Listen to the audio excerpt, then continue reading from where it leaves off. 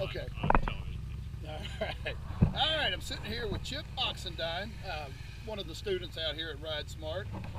Chip, what type of bike are you riding today? Today I'm on a 2002 Harley Davidson Road King. How long have you had that bike? I bought this bike last year.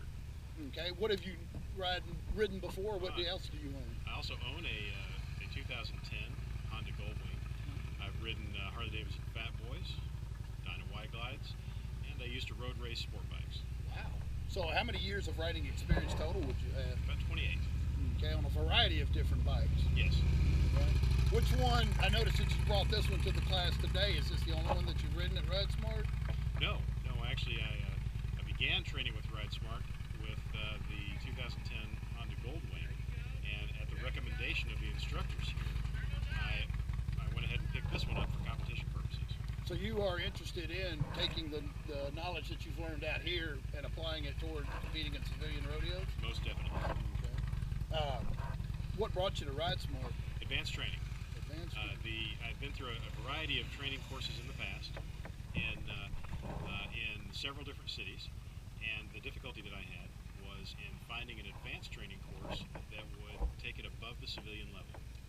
Most of the training courses, I've of course been through all of the Motorcycle Safety Foundation courses, as well as several of the intermediate level training courses, and each of them stopped at a relatively high degree of civilian competence, but nothing touched on the ability to ride like a motor officer would ride with the motor officer tolerances. And RideSmart does that. It does it very well. Now, obviously, when motor officers train, they're on a department-issued bike. Yes. And were you concerned at all about damaging your Goldwing? A little bit. However, the instruction was such that the progression allowed me to go through even the most advanced of the patterns without damaging the motorcycle. So when you showed up for the courses, you could tell that it was progressive. It wasn't immediately take a beginner rider and make them try to perform Not like at all. No, not at all. It was identify the skill level of the participant. In my case, it was we started with tight offset cone weaves, moving into tight keyholes, and to identify where I was in the progression.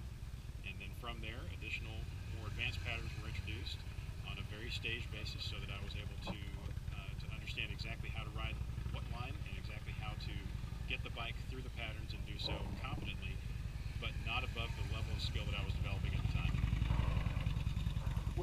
Now, how many years you said of total riding have you had? 28. Has there been any incidents in riding? Accidents, anything like Yes. that?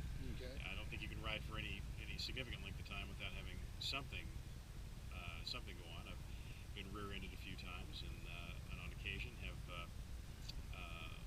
ridden beyond the capabilities of the motorcycle. Never anything to damage it or get into an accident in that way, but certainly things that will wake you up and cause you to step back and say, I probably need to get some additional help to understand what's going on here. Well, one of the missions for RideSmart is to provide a rider not only to find out what his abilities are, but also the abilities of the motorcycle that he's riding. Now that you've ridden both the Goldwing and the Road King through the courses, have you noticed that there's a difference between the way the two handle? Substantial. At lower speeds, the Road King, because of two factors, one is a reduced weight, the second is a reduced wheelbase. The Goldwing, okay, let's start that. All right. Okay, so beginning that answer over, I'll have to edit that. Yes, without question, the Road King, because of its reduced wheelbase and reduced weight, is a better performer on competition patterns like this. The Goldwing is a competent performer, but has a longer wheelbase and a higher weight, and as such, it's a more demanding motorcycle to take through these patterns. So with the training at RideSmart, not only do they offer parking lot instruction for how to handle the brake, throttle, clutch, how to make the turns for pulling into parking lots or just general handling of the bike, but we also incorporate road riding in that. There, as you can see, the benefits of how much better you could ride. Oh, most definitely, and understanding the capabilities of the motorcycle. On road rides, we identified that the Goldwing, while it is a very large motorcycle, it is in essence a very large sport bike, and it performs like that. It's very smooth, has a great deal of torque, and it's very confidence-inspiring in even high-speed turns. The Road King has less power, less weight, and is not as performant, but it's still fun to ride. Okay. How is this attending the RideSmart classes? How has it changed your riding style? Substantially, and I ride with a great deal of precision, whereas I did not before, and that's a direct testament to the RideSmart instructors and their ability to engineer that into your habits, because it does become a habit. So, for example, one of the simplest exercises that we initially learned was riding in tandem with other riders. And that forces you on the road to become very